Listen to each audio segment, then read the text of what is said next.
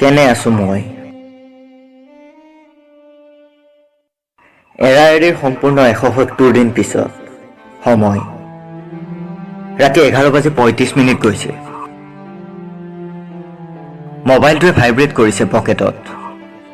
আৰু লগত পাপনদাৰ গান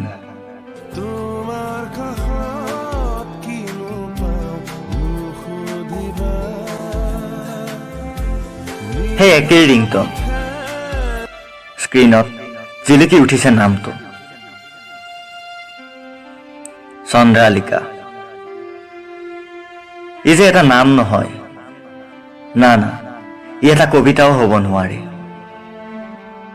কবিতা এটাৰ মৃত্যু যন্ত্ৰণা ঠিক ফাগুনৰ হেৰুৱা সৰিয়হ হালধীয়া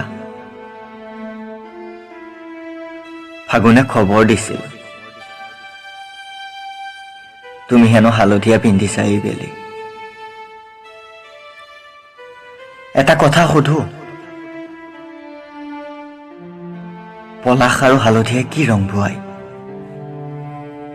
হেল্ল' ফোনৰ হিমুৰে নীৰৱতাই আৱৰি ৰাখিছে তেওঁক মোৰো পুৰণা বিষটো বুকুৰ মাজলৈ উজাই আহিল কেনে আছা তুমি এইটো জানো প্ৰশ্ন হ'ব পাৰে আৰু যদি হয় তেনে ইয়াৰ উত্তৰ মই কি দিম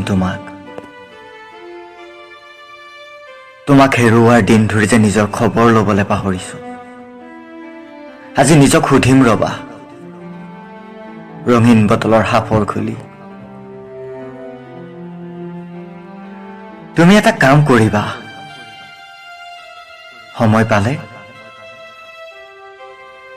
উজাগৰি হৈ মোৰ বুকুত আহি সোমাবা তেতিয়া বুজিবা ফুৰণিবোৰে কেনেকৈ হুল হৈ পিন্ধে মোক উৰে ৰাতি আকৌ সুধিছা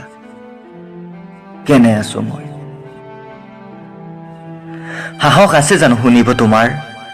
পলাশৰ ৰঙৰ আৰৰ খবৰ নুসুধিবা কেনে আছো মই জ্বলাই পেলাও মোৰ খবৰ এটা এটা চিগাৰেটৰ সৈতে উৰে ৰাতি